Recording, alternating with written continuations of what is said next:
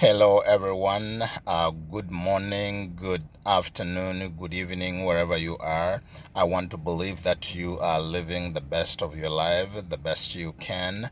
And I want to thank you for this moment, for joining me. I want to start by acknowledging those who got in touch with me. Last few days, I put up a video and I asked that you share the video and, email me back or text me or leave me a comment so that we can have this conversation going. And I want to thank those who reached out to me and pointed out that there were few issues with sharing my video on Facebook, I believe. So thank you very much for reaching out and for those who gave me their comments on the topic.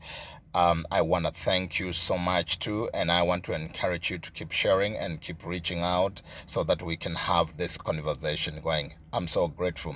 So one of the suggestions were to just talk a little bit more about spirituality in Africa.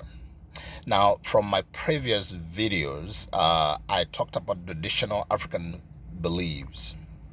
And today I'm going to start there. So, traditional African belief is a monotheist to begin with.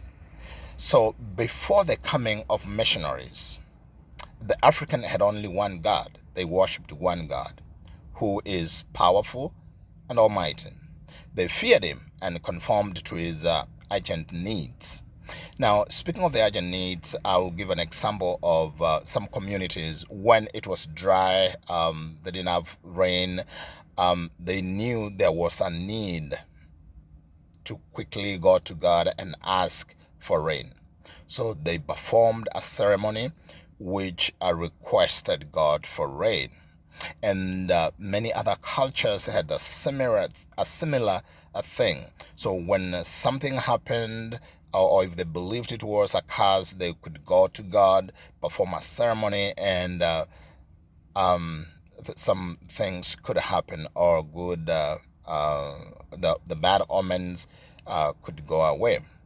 Now, how do they conform to his urgent needs? So that was through their values, practices of love, charity, hospitality, and obedience or obedience towards elders.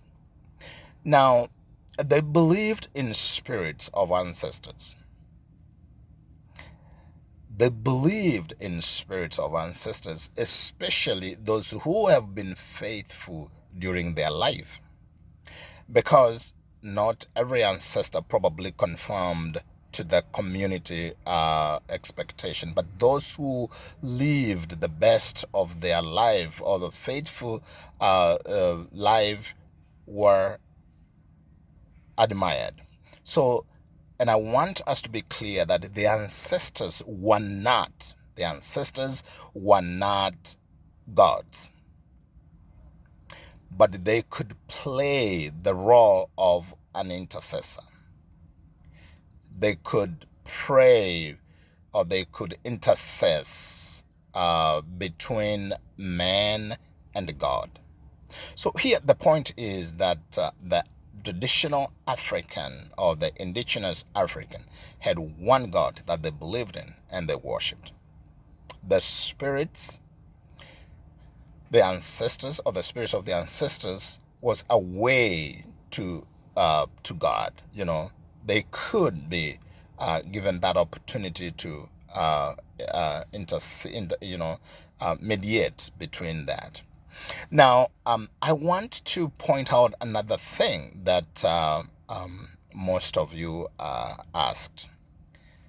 What happened to this one powerful God that the Africans or the indigenous African believed in after missionaries came or after colonial? Now, let's look back a little bit of what I mentioned before on the previous videos. Africans, or indigenous Africans, had kingdoms. They had established leadership. but they were spiritual. They were not religious. They did not have structured religion that with written down rules like I mentioned in the other video.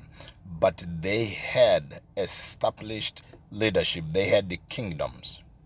Now, each and every person had a personal conviction of God.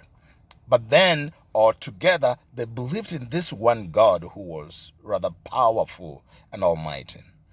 That's when they were faced with a calamity, or they were faced with a burden that needed the community to come together and perform a ritual or perform a ceremony to God. They came together and performed a ceremony to God. There's also another thing I want to mention on this video. African had names that referred to God. Names like God Almighty, the faithful God, the creator of, the powerful creator. The names that were given to people. And I'll bring those names so that we can look at how did they have these names before missionaries or before colonials came. So we will look into depths and see how the African came up with these names and what happened to these names after missionaries or after colonial. Why did they change these names? Why did they take new names after colonial and after missionaries came? So I want to thank you for being with me, and so we are gonna look into depths on this one, and be very blessed. Thank you, and please keep sharing these videos.